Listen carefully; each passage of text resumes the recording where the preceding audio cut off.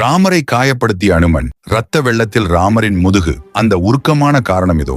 ராமபிரானின் மீது அனுமன் கொண்ட பக்திக்கு எல்லையே இல்லை. ராமனின் பெயரை கேட்டாலே அனுமன் பரவசமடைவார். ஒருமுறை ராமர் ஓய்வெடுத்துக் கொண்டிருக்கும் போது அவருக்கு தெரியாமல் அவர் பாதங்களுக்கு அனுமன் பணிவிடை செய்து கொண்டிருந்தார். அப்போது ராமரின் முதுகிலிருந்து ரத்தம் கசிவதைக் கண்டு அனுமன் திடுக்கிட்டார். ராமருக்கோ எந்த அசுரனாலும் காயம் ஏற்படவில்லையே. பிரபு, உங்கள் முதுகில் காயங்கள் ஏற்பட காரணம் என்ன என்று அனுமன் பதற்றத்துடன் அழுதே விட்டார். ராமர் புன்னகைத்து, அனுமா, நீ இன்று காலையில் என் நாமத்தை சொல்லி ஒரு கல்லை உடைத்தாயே, அதுதான் காரணம் என்றார். அனுமன் ராமநாமத்தை சொல்லி எதை செய்தாலும் அந்த செயலை ராமரே நேராக தன் முதுகில் தாங்கிக் கொள்கிறார். நீ என் நாமத்தை சொல்லும் பொழுது உனக்கு வலிக்க கூடாது என்பதற்காக அந்த வலியையும் பாரத்தையும் நானே சுமக்கிறேன் என்றார் ராமர். இதை கேட்ட அனுமன், இனி உங்கள் பெயரை சொல்லி எதையும் செய்ய மாட்டேன், உங்களுக்கு வலிக்கிறது என்று கதறினார். பயப்படாதே அனுமா, உன் பக்தியின் சுமையை சுமப்பதே எனக்கு பெருமை என அணைத்துக் கொண்டார் ராமர். கடவுளை நாம் நினைக்கும் போது நம் கஷ்டங்கள் அனைத்தையும் அவரே தாங்கிக் கொள்கிறார்